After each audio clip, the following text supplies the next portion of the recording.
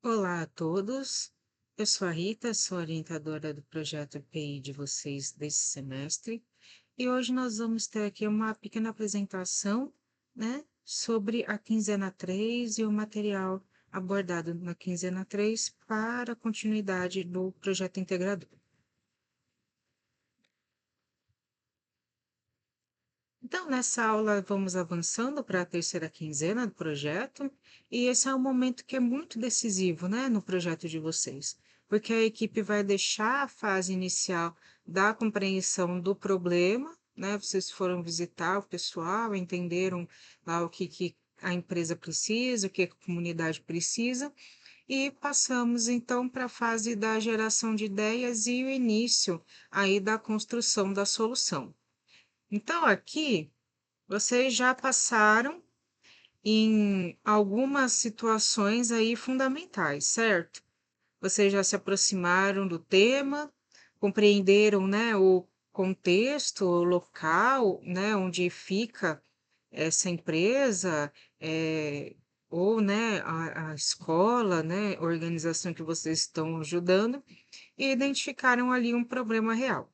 Então, vocês analisaram esse problema, conversaram ali com a comunidade envolvida, e nisso vocês elaboraram ali o plano de ação, que era, né, para orientar ali o desenvolvimento da solução. Esse plano de ação, né, como vimos nas lives passadas, como conversamos nas reuniões de orientação, ele, né, já foi realizado e vocês fizeram essa entrega, então, ali provavelmente na semana passada, né?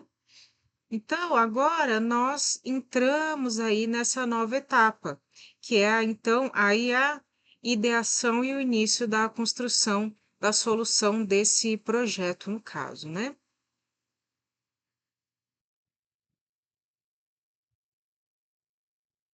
Então, ao longo dessa aula, né, dessa live, a gente vai trazer quatro pontos principais. As etapas metodológicas, né, que são utilizadas aí no PI, a fase de ideação, utilizando a metodologia aí do Design Thinking, a importância do levantamento bibliográfico e um pouco sobre a aprendizagem autorregulada que a gente precisa inserir aí dentro do projeto. Então, no final da aula, nós poderemos definir um título adequado para o nosso projeto, identificar esses conceitos chaves que são relacionados ao problema estudado e iniciar um levantamento bibliográfico confiável, né, com o passo a passo aqui, e compreender como a gente planeja, executa e avalia o nosso próprio aprendizado durante o desenvolvimento do nosso projeto. Então, onde nós estamos, né? Nós nos aproximamos do tema, né? A análise do problema, desenvolvimento de ações, né, para resolver o problema e a socialização do conhecimento produzido, o que é muito importante, tá? Então, nós estamos aqui na etapa do desenvolvimento de soluções. Então, nós temos algumas abordagens, né, metodológicas que são importantes, né, utilizando aí o nosso projeto, para utilizar aí no nosso projeto integrador, né? É a aprendizagem baseada em problemas e projetos e o design centrado no ser humano também. Então, aqui nós temos essas duas metodologias. A aprendizagem baseada em projetos, né, em problemas e projetos, ela parte de um princípio muito simples, né, que é o conhecimento é construído a partir da resolução de problemas reais, problemas que estão no nosso dia a dia. Então, o estudante, né, vocês aqui com essa metodologia, vocês não estão aprendendo só a teoria. Vocês aprenderam a teoria lá atrás, nos semestres passados, e agora vocês vão aprender investigando um problema, pesquisando soluções e construindo um projeto para resolver isso. Então, esse modelo é dividido em três grandes momentos, tá? A aproximação e a análise do problema, o desenvolvimento de ações para resolver, solucionar esse problema e socializar o conhecimento produzido. No caso, vocês já passaram ali pelo primeiro momento e agora estão no segundo momento. e vocês vão planejar e começar a construir a solução. E, né, essa abordagem que nós vamos utilizar aí no segundo momento é os princípios ali do design thinking, ou também como a gente pode chamar de design centrado no ser humano. Então, essa abordagem parte também de uma ideia central, tá? Que nós teremos soluções eficientes que devem ser construídas a partir de necessidades reais das pessoas, da comunidade, né? Então, o design thinking segue três fases principais, né? Como a gente pode ver aqui no slide, temos essas três fases que formam um ciclo. Então, ouvir, criar e implementar, né? Então, essas fases, né, desse ciclo, elas não são lineares, né? Então, nós podemos a qualquer momento voltar nessas etapas, né? Porque nós precisamos, né? Quando nós implementamos e não dá certo, nós temos que ouvir novamente ali o nosso cliente para que a gente consiga, então, entender o que nós podemos refazer. Então, primeiro nós ouvimos as pessoas e compreendemos o problema, né? O contexto desse problema. Depois nós criamos ideias de solução, né? Podemos criar ideias, ter essas ideias de várias maneiras. E por fim, a gente então implementa e testa essas soluções. E agora, nesse momento, né, do PI, nós vamos estar principalmente na fase criar, né? Que seria ali a segunda etapa do ciclo do Design Thinking. Então, agora nós vamos para a fase de ideação do nosso projeto, tá? E o que isso significa? A fase de ideação é o momento em que o nosso grupo vai começar a pensar em possíveis soluções para o problema que identificamos junto ao nosso cliente real. Então, aqui nós não temos uma única resposta correta. O objetivo ele é o quê? Que nós tenhamos metodologias para gerar várias ideias e discutir alternativas. Depois disso, selecionar essas ideias, né? Dentre essas ideias, a mais viável. Então, nós temos várias estratégias que podem ajudar nessa etapa, né? Uma das mais utilizadas é o que a gente chama de brainstorming, que é o chamado chuva de ideias, né? Então, ali, durante essa chuva de ideias, todos os integrantes vão apresentar as suas ideias, né? Sem filtro, sem a necessidade de pensar exatamente, em como isso vai ser viável. Então, nenhuma dessas ideias vai ser descartada de forma imediata, tá? O foco é gerar quantidade grande, né? Uma boa quantidade de possibilidades. Depois que nós geramos essa grande quantidade de possibilidades, as ideias vão ser avaliadas e refinadas, tá? Mas não temos somente essa metodologia de, de compor ideias, né? Outra estratégia que a gente pode utilizar é o uso de espaços compartilhados de trabalho. Então, ferramentas, né, que nós temos de documentos colaborativos, por exemplo, né, o Google Docs, que vão permitir que os integrantes acompanhem esse progresso do projeto em tempo real. Utilizar esse tipo de ferramenta, ele ajuda na organização das informações, na divisão de tarefas, no registro das decisões do grupo, o que isso, o que nós fizemos, né, por exemplo, no plano de ação, é muito disso, né, da divisão de tarefa, registrar o que nós fizemos, né, o que o grupo conseguiu ver durante aquelas quinzenas de trabalho. Além disso, né, reuniões periódicas entre os integrantes são fundamentais. Nós temos as lives, as reuniões de orientação, porém, é imprescindível que vocês tenham reuniões entre o grupo, sem o orientador, para que vocês tenham mais liberdade de discutir.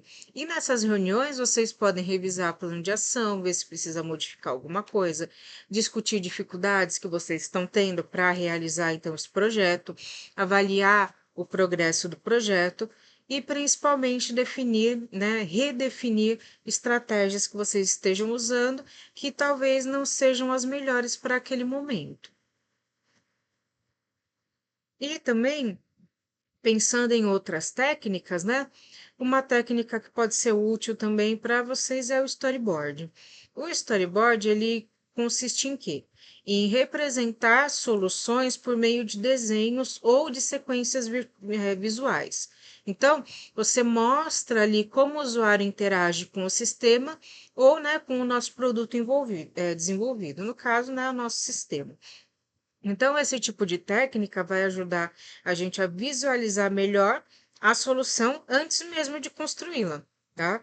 Então, essa fase de ideação, ela vai envolver colaboração, criatividade e também, imprescindivelmente, a organização do trabalho em equipe, o que é extremamente importante, não só nessa fase de trabalho, mas também em outras fases, provavelmente em todas as fases do projeto integrador. Então, aqui nós podemos ver, né, essas técnicas úteis que nós já vimos, né, nos minutos anteriores. Então, temos o brainstorming, reuniões de equipe, ferramentas colaborativas e o storyboard também. Passando aqui para o nosso próximo slide, temos aqui o trabalho colaborativo, que é extremamente importante para vocês aqui na resolução, né, na confecção desse trabalho, desse projeto.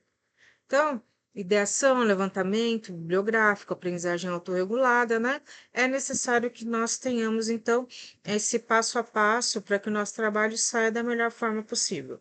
Então, registro das ideias do grupo, organização de ideias, acompanhamento de progresso, construção coletiva do relatório, tudo isso nós precisamos trazer como um trabalho colaborativo. Agora, então, nós passamos para a próxima parte. Nós vamos falar da aprendizagem autorregulada. Então, o desenvolvimento do PI vai exigir de nós, assim como toda a fase de aprendizado, né, quando falamos aí de uma universidade, de um curso à distância, a habilidade de aprendizagem autorregulada. Então, o que é aprendizagem autorregulada? Ela significa que nós devemos assumir responsabilidade pelo nosso próprio processo de aprendizagem, tá? Então, em vez de nós dependermos do professor exclusivamente, nós precisamos planejar o que precisamos aprender, acompanhar o nosso próprio progresso e avaliar os resultados obtidos. Então, nós saímos da tutela do professor, né? E começamos a, então, trazer para nós, estudantes, né, a responsabilidade de como nós vamos aprender o que precisamos para construir o projeto integrador. Nós temos um pesquisador muito importante, o Barry Zimmerman, que vocês já devem ter visto nos textos, nos vídeos, que propõe um modelo que é muito conhecido para explicar esse processo, tá? E segundo esse modelo do Barry, a aprendizagem autorregulada vai acontecer em 3 fases principais. Então, como nós podemos ver aqui no nosso slide, ela ocorre nessas 3 etapas e forma um ciclo contínuo de aprendizagem, tá? Temos o planejamento, a execução e o monitoramento, e também a parte da autorreflexão, e nisso, se necessário, podemos voltar ali para a fase de planejamento e em seguida vamos continuando. Então, vamos ver um pouco de cada uma dessas fases. A fase 1, né, a fase do planejamento, aqui nós, estudantes, vamos definir o quê? Quais são os objetivos, quais as estratégias que vamos utilizar e quais os recursos são necessários. Por exemplo, né, nós que estamos aqui lidando com o projeto integrador. Nisso, o grupo pode planejar, todos juntos, quais temas precisam ser pesquisados, quais tarefas cada integrante vai realizar e quais prazos devem ser cumpridos.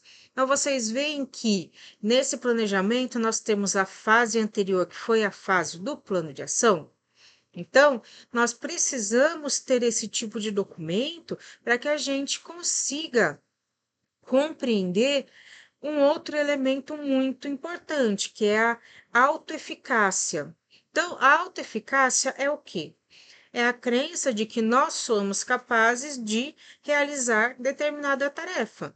Então, quando nós estudantes acreditamos que podemos alcançar o objetivo, ou seja, construir de forma satisfatória o nosso projeto integrador, nós conseguimos tender a demonstrar ali uma maior motivação, uma maior persistência, para que o projeto saia do jeito que a gente gostaria, né, da melhor maneira possível. Então, nós vamos aqui entendendo, né, essa fase de planejamento, definir o objetivo, planejar a estratégia, organizar a tarefa, estabelecer meta e trazer essa autoeficácia, tá? Dentro dessa nossa fase de planejamento. Na próxima fase, que seria a execução e o monitoramento, nós vamos colocar esse planejamento, ou seja, a parte do nosso plano de ação em prática. E o que isso envolve? Executar as tarefas que foram definidas, manter o foco nos objetivos também que foram definidos e acompanhar o nosso próprio progresso. E isso nós fazemos então com a autoeficácia. E durante essa etapa, né, a etapa da execução, é importante que a gente observe uma série de situações. Então, devemos observar se o trabalho está avançando conforme foi planejado, se as estratégias escolhidas estão realmente funcionando para o nosso projeto e se ajustes vão ser necessários para melhorar o andamento e o desenvolvimento do projeto.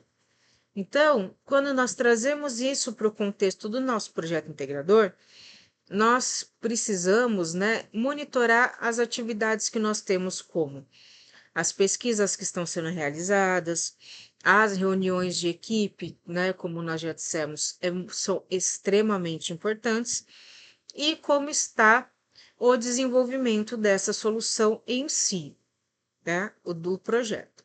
Então, nessa fase, aplicamos estratégias planejadas, vamos trazer a manutenção do foco nas tarefas. Se por um acaso eu desfoquei um pouco, né, vamos voltar o foco, né, vamos fazer ali o que foi planejado.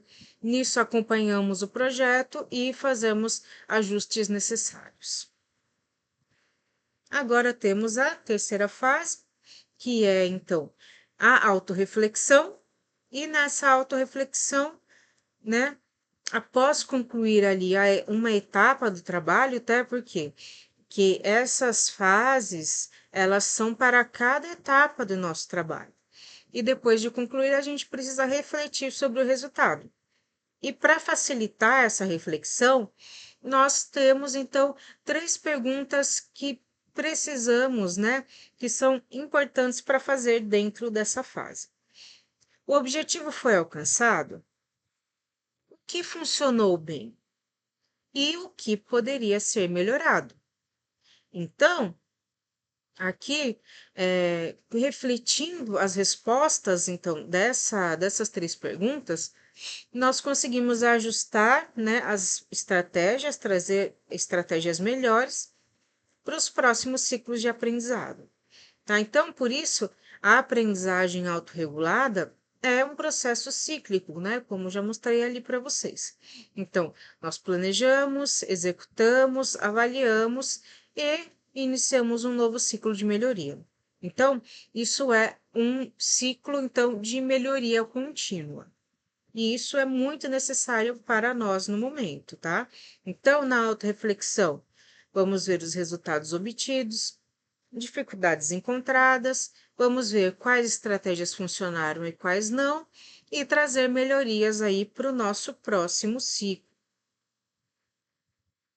Então, nós trouxemos aqui para vocês toda a situação de planejamento, de execução, de estratégias de execução, né, de estratégias ali para identificação de problema, né, em situações. E agora vamos falar um pouco sobre o levantamento bibliográfico, que é uma etapa extremamente fundamental do projeto. Então, o levantamento bibliográfico é uma etapa que nós chamamos de estruturante do projeto. Não é só uma busca por textos, né? É um processo sistemático de identificar, selecionar e organizar o conhecimento que é relevante para o sustento do problema, né, que nós encontramos e conseguir a orientação para a solução. Então, todo projeto que é consistente precisa estar, então, ancorado em referências que são ditas confiáveis. Isso, então, vai fazer o quê? Vai evitar que nós tentemos, né, ou que nós desenvolvemos soluções superficiais. Ela vai reduzir os achismos e também aumentar a credibilidade do trabalho. Então, essa etapa ela vai cumprir três funções principais para nós: a compreensão aprofundada do problema, ou seja, né, vai nos permitir entender as causas, as variáveis envolvidas e as abordagens que já foram utilizadas, a fundamentação teórica, né, que vai sustentar tecnicamente as decisões aqui do grupo, e também o posicionamento do projeto, né? Que ele vai mostrar para a gente o que já existe e as propostas, né? Desculpa, e onde a proposta do grupo vai se encaixar, ou no que ela inova, né? No que a nossa proposta inova na situação. Agora nós vamos falar um pouco de como realizar, né, o levantamento bibliográfico. Então, é necessário que nós pensemos em algumas situações, né? Então, precisamos entender como realizar esse levantamento bibliográfico.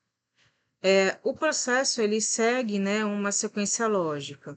Então, nós vamos definir palavras-chave, né, que são palavras que vão derivar diretamente do problema.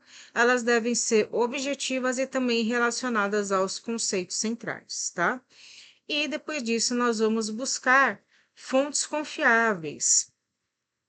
Nessas fontes confiáveis, né, nós vamos falar de uma prioridade do que nós vamos buscar. Então, nós devemos priorizar artigos científicos, livros técnicos, publicações de instituições renomadas, normas e documentos oficiais. Depois disso, nós precisamos selecionar, dentre o que nós vimos, o conteúdo que realmente é relevante. Por quê? Porque nem tudo que aparece lá na busca para a gente é útil. Então, o grupo precisa filtrar o que tem a relação direta com o tema, né, a atualidade, né, principalmente quando nós estamos falando de tecnologia, é preciso que nós tenhamos essa atenção com a atualidade e também a credibilidade da fonte. Nós precisamos, então, registrar as referências, né? Então, nós temos que anotar o autor, ano, título e a fonte, porque isso vai ser utilizado lá no nosso relatório final e extrair ideias principais. Então, nós não vamos copiar os textos, né? Nós vamos identificar os conceitos, definições e contribuições que vão ajudar a gente a explicar e fundamentar o nosso problema. Então, aqui nós podemos falar de um pouco mais, né, da identificação desses conceitos-chave, tá?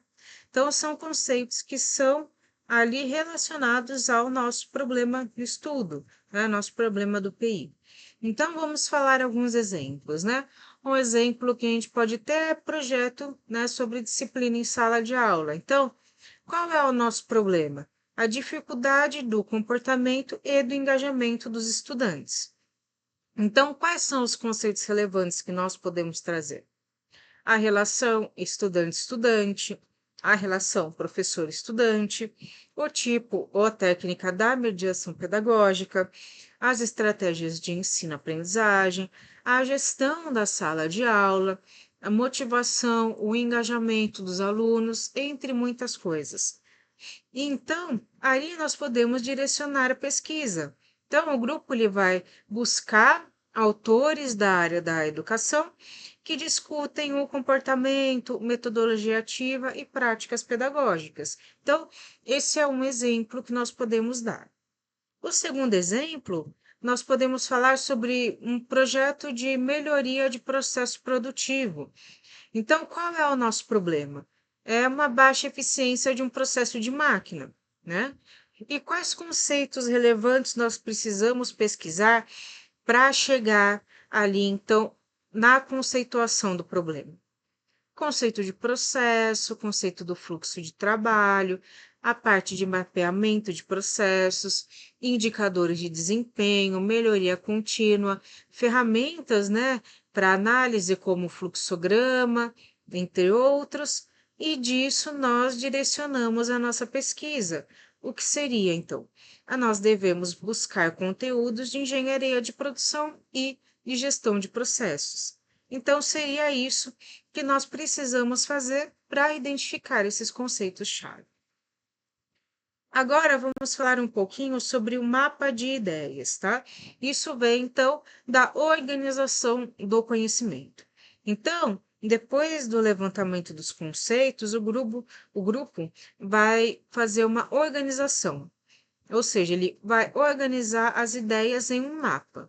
Nesse mapa, nós vamos ter a conexão do problema aos conceitos teóricos, a evidência, né, das relações entre os temas, então vamos evidenciar relações entre os temas e orientar, né, o que ainda precisa ser pesquisado.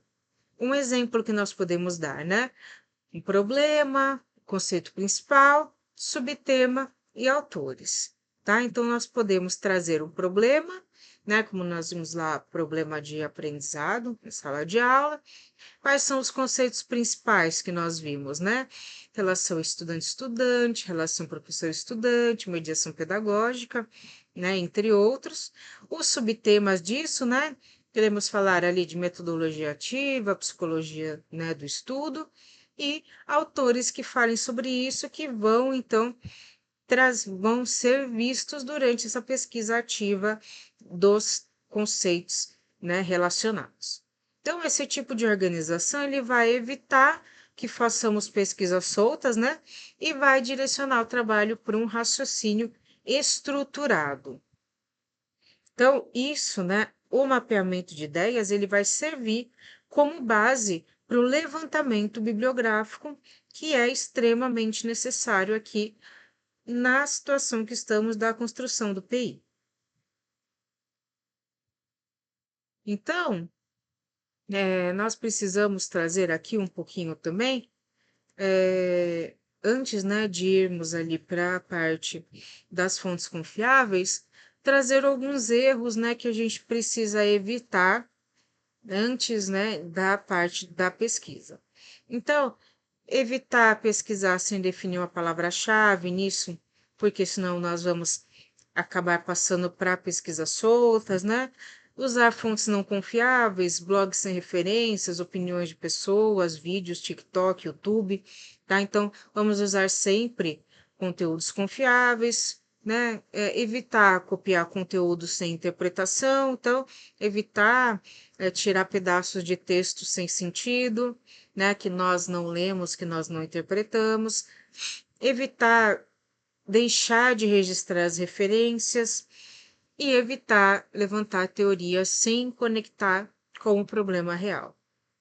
Então, ao final, né, dessa etapa, nós queremos, né, nós teremos, né, o grupo deveria ter uma lista organizada de referências, conceitos chaves definidos, a compreensão clara do problema e uma base teórica suficiente para que a gente, então, inicie a proposta de solução.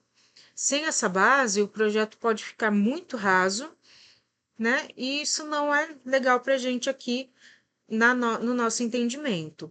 E com essa base, o grupo vai ganhar direção, consistência e qualidade técnica, e isso sim sendo muito importante para nós nesse momento. Então, vamos falar um pouquinho mais sobre fontes confiáveis de informação. A qualidade do levantamento bibliográfico, ela vai depender diretamente da qualidade das fontes que nós utilizamos no nosso trabalho. Ou seja, a informação que é incorreta ou sem validação nenhuma, ela vai comprometer toda a fundamentação do projeto, né, do nosso projeto integrador. Então, nem todo conteúdo disponível na internet ele vai ser adequado para uso acadêmico. Então, o critério principal, né, que nós temos que seguir é a credibilidade. Quem produziu, onde foi publicado, se passou por algum tipo de validação. Então, quais são os tipos de fontes confiáveis, né? Livros acadêmicos, né, que são produzidos por especialistas, são publicados por editoras reconhecidas, e eles são adequados, né, para que a gente utilize, né, para que a gente compreenda os conceitos que já são consolidados.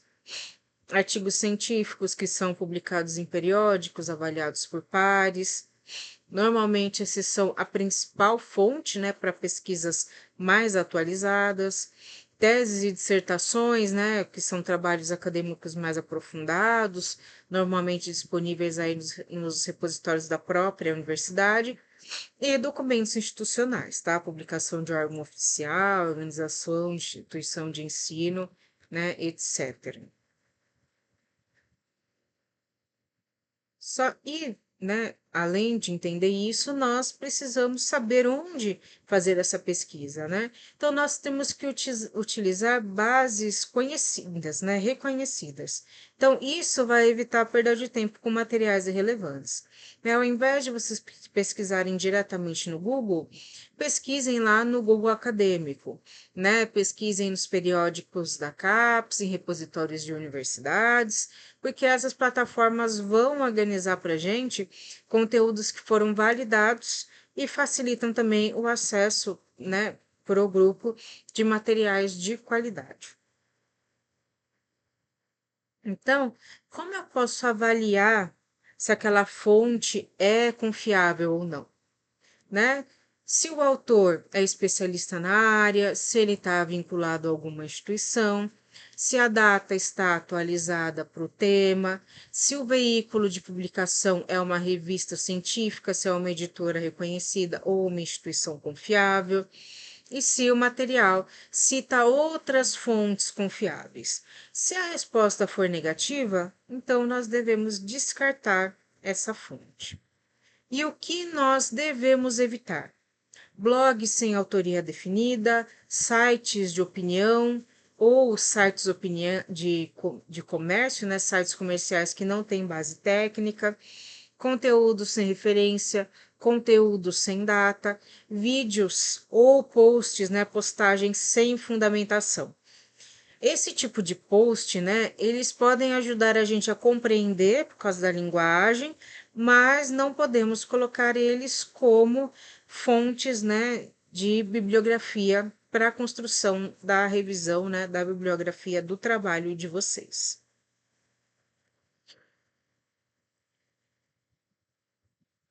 Agora nós vamos partir para a situação muito importante para o nosso trabalho, que é a definição do título do nosso trabalho. Então, um outro objetivo, né, dessa quinzena é definir o título do trabalho. Lá no plano de ação, nós colocamos um título provisório e agora nós precisamos trazer um título definitivo para o nosso trabalho. Então, um bom título vai apresentar três características principais. Ele deve ser claro, ele deve ser objetivo e deve representar adequadamente o conteúdo do projeto. Em geral, o título, né, deve ter, né, recomenda-se que o título tenha no máximo 10 palavras e ele precisa transmitir de forma rápida qual problema está sendo tratado e qual abordagem está sendo utilizada, tá? Então, um título bem definido vai ajudar o nosso leitor a compreender de forma imediata a proposta ali do trabalho, né, do nosso projeto integrador. Então, pessoal, vamos falar um pouquinho aqui sobre o documento do levantamento bibliográfico, tá? Isso aqui é uma parte de organização que vocês precisam ter, porque o levantamento bibliográfico vai fazer parte do relatório parcial e também do relatório final. Então, falando um pouquinho, né, sobre isso, vou trazer um pouco de forma direta aqui para vocês como preencher esse quadro, tá? Então, o quadro que nós vemos não é apenas uma tabela, ela vai ser a base teórica do nosso trabalho. Aqui, né, que vamos mostrar o que nós entendemos do problema e, né, como nós buscamos conhecimento confiável para sustentar, então, a nossa solução. Então, cada linha da tabela vai representar ali um conceito importante relacionado ao problema do nosso grupo. Então, aqui nós vamos por partes, né? Nós temos aqui na nossa primeira coluna, né? Nós vamos falar sobre o conceito. Então, aqui vocês vão colocar ali uma palavra, né? Uma palavra-chave, uma expressão-chave, que tenha surgido ali na discussão do grupo. E esse conceito vai ser, né? Precisa estar diretamente ligado ao problema do projeto. Por exemplo, né? Se o problema aqui é a falta de participação dos alunos, né? Um dos conceitos principais, por exemplo, ele vai poder ser, por exemplo, o engajamento. Então, eu vou mostrar aqui para vocês um pouquinho de como a gente vai, então, preencher aqui. Então, aqui nessa nossa tabela, né, onde o tema de exemplo vai ser a baixa participação dos alunos em sala de aula, o conceito que a gente pode colocar aqui, por exemplo, seria o conceito de engajamento, né? Esse conceito de engajamento, então, ele é um problema, ele é ali um conceito que nós precisamos, né, trazer pro nosso trabalho. Então, se o conceito não ajudar a explicar esse problema, então ele não deve estar na tabela. No caso aqui, o engajamento é um conceito-chave, porque se o problema é falta de participação do aluno, engajamento é um conceito-chave. No segundo campo, né, na referência bibliográfica, vocês vão indicar de onde veio o conceito, ou seja, qual autor vocês pesquisaram. É importante aqui vocês utilizarem um formato BNT, mesmo que seja básico. Então, sobrenome maiúsculo, vírgula, nome, né, ponto título, ponto ano. Por exemplo, aqui a gente pode trazer um autor, que é o Moran. Então, Moran é o sobrenome, vírgula, José, que é o nome dele. Aqui, né, metodologias ativas para uma educação inovadora, ponto ano, que no caso 2018. Aqui nós temos que nos atentar que o título ele vai ser então em negrito, tá? Então, Moran, vírgula, José, título, ponto, ano, ponto, tá? Isso aqui é bem básico, tá? Normalmente nós colocamos algumas outras coisas, mas por enquanto vamos ficar dessa maneira. Agora, né, precisamos falar, né? Já falamos antes, mas vamos falar novamente. Evitem usar fontes que não têm credibilidade. Então, priorizem livros, artigos científicos, materiais das bases, né, do Google Acadêmico, Cielo, entre outros. O terceiro campo, né, ele vai, então, trazer como o autor, né, que nós colocamos aqui, define o conceito, define esse conceito. Tá? Então, vocês vão explicar o conceito com base no autor que foi pesquisado. Não é para copiar e colar, é para que vocês leiam e depois escrevam com as próprias palavras. E precisam ser objetivos, tá? Uma ou duas frasezinhas são o suficiente. Aqui, por exemplo, nós podemos colocar, né, segundo Mourão, engajamento é o nível de participação ativa do aluno nas atividades de aprendizagem. Então, essa é a maneira como o autor define, então, o conceito de engajamento. E o quarto campo, que é um dos pontos mais importantes, né? Que é como esse conceito vai ajudar no nosso projeto. Aqui, vocês precisam mostrar que vocês entenderam o uso da teoria na prática. Ou seja, como esse conceito ajuda a entender o problema e como esse conceito pode ajudar a pensar em uma solução. né? Por exemplo, se a gente vai falar aqui no nosso exemplinho. Então, o conceito é engajamento, o autor é o José Moran, ele define engajamento como nível de participação ativa dos alunos nas atividades, e o que nós podemos falar? Que esse conceito ajuda a identificar por que os alunos não participam da aula, né, das aulas, e orienta a criação de estratégias mais interativas. Então, isso, né, o conceito de engajamento ajuda a entender, então, que ele identifica o porquê os alunos não participam das aulas e vai orientar a criação de estratégias mais interativas. Então, se essa parte não estiver bem feita, o levantamento vai perder totalmente sentido, tá? Então, vocês veem que aqui embaixo eu coloquei mais alguns conceitos, autor, a definição do conceito pelo autor, o conceito, entendendo o problema, né? Até o 8, que vai ser o que vocês vão fazer, né? Aqui no levantamento bibliográfico. Então, esse é o documento que nós precisamos trazer, né, dentro do nosso projeto. Agora nós vamos falar um pouquinho, então, sobre a construção do relatório parcial, tá? Eu sei que essa é uma atividade para a próxima quinzena, porém é importante que vocês tenham pelo menos uma ideia do que fazer e de como é esse documento, para que vocês então não se atrasem, não deixem aí para a última hora como trazer esse documento, como escrever, como compreender esse documento. Então, depois que a gente realiza ali o levantamento bibliográfico, que a gente organiza as ideias do projeto, o grupo já vai estar num estágio um pouco mais avançado, né, significativamente avançado, na construção ali do relatório parcial do PI, tá? Esse relatório, ele não precisa ser, como eu falei, produzido de uma única vez, tá? Então, desde agora, né, do começo agora dessa quinzena, nós podemos construir esse relatório de maneira progressiva. Então, acompanha-se o desenvolvimento do projeto construindo, né, escrevendo esse relatório de maneira progressiva.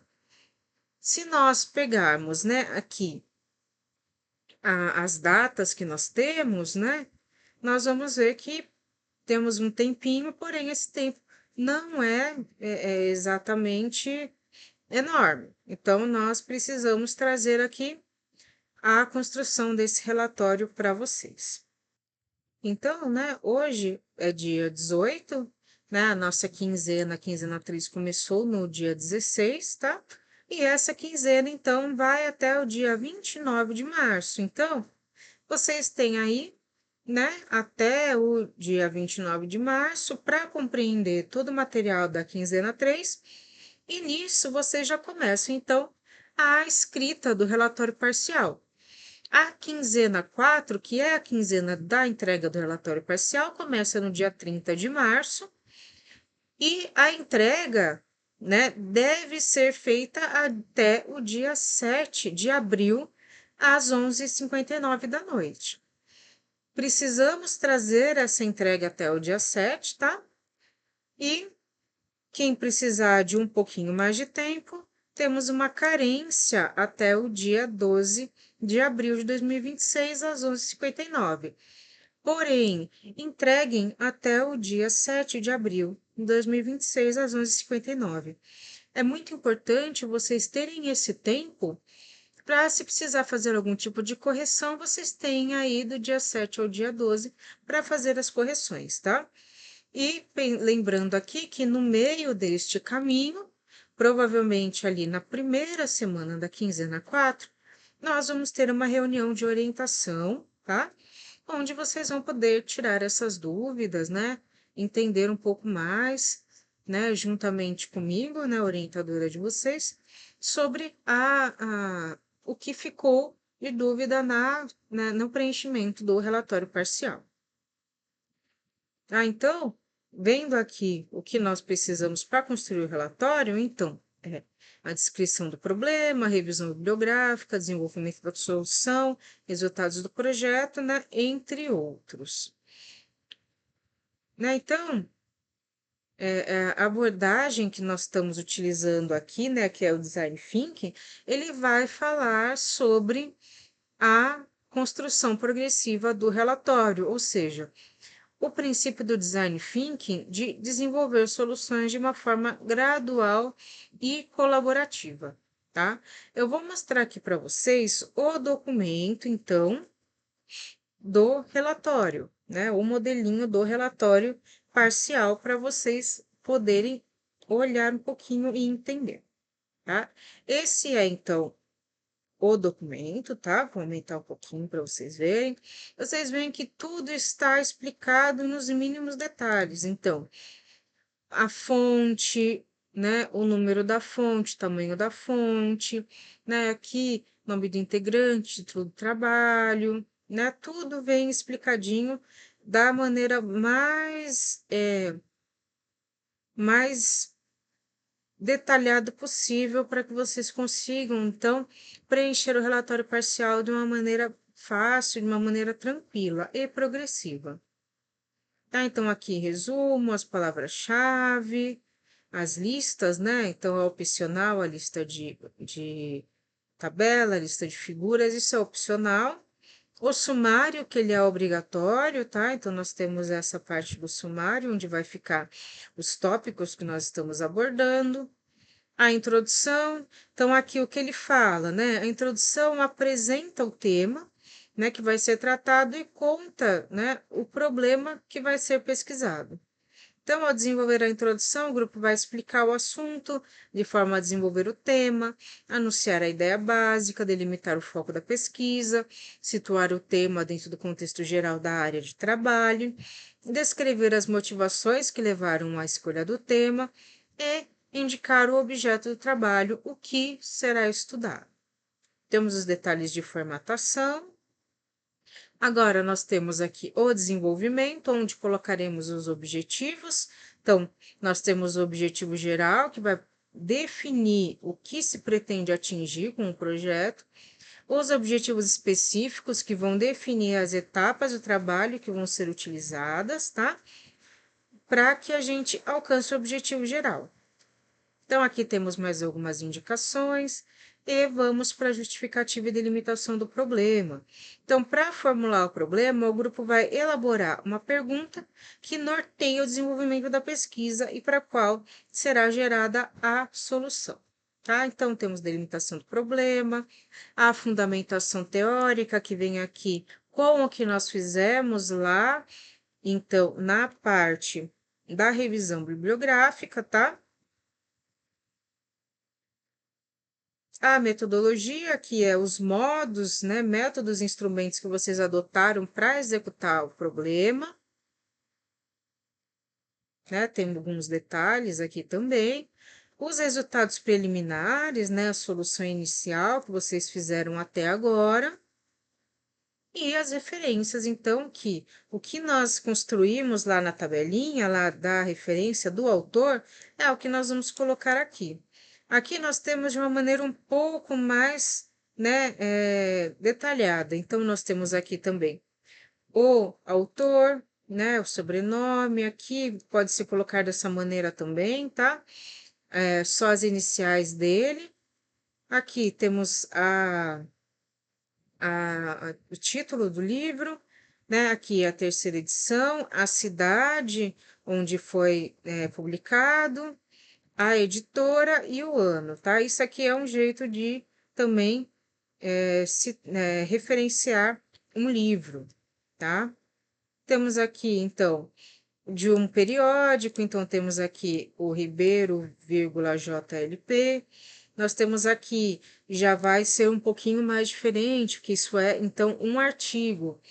No artigo, o título do artigo não é em negrito. O que é em negrito é o nome da revista em que foi publicado.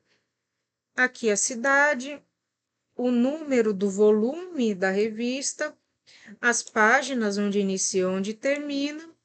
Aqui, o período, né, de publicação, né, pode ser só um mês, pode ser o ano, né? Pode ser o que tiver indicado e o ano da publicação. Então, vocês veem que nós temos maneiras, né, de fazer.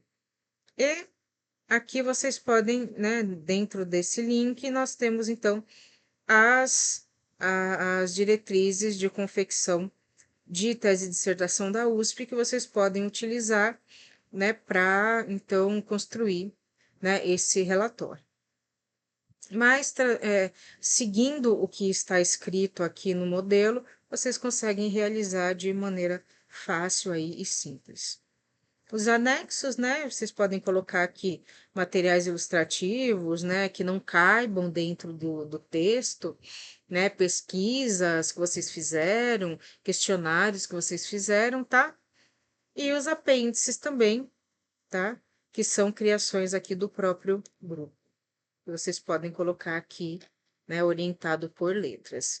Então, esse é basicamente o modelo de relatório parcial que vocês precisam seguir. Então, passando aqui, vamos falar um pouquinho, né, sobre uma situação muito importante, que é a situação da organização do trabalho em grupo, tá? Então, realizem reuniões periódicas, dividam as responsabilidades, é importante vocês se reunirem, é extremamente importante que vocês não deixem todo o trabalho para só uma ou duas pessoas do grupo fazerem, todos devem fazer alguma atividade. Registrem as decisões do grupo e mantenham uma comunicação constante. Isso é de extrema importância.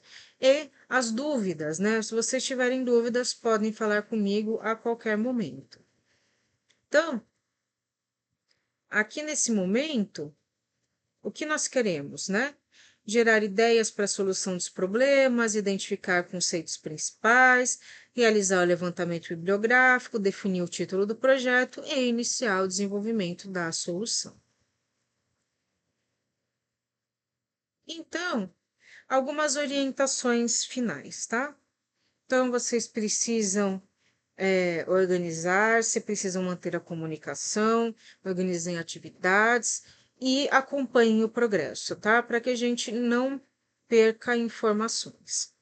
Então, nessa aula a gente discutiu, né, a etapa atual do nosso PI, vimos, né, que estamos entrando, então, na fase de ideação e desenvolvimento, discutimos as metodologias que orientam o projeto, a importância da aprendizagem autorregulada, o processo do levantamento bibliográfico e a definição do título de trabalho, tá?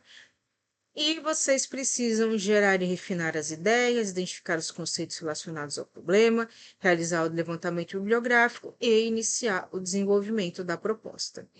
Então, com organização, com colaboração, com pesquisa consistente, o grupo vai conseguir, então, avançar aí de forma muito fácil, muito simples para as próximas etapas do PI.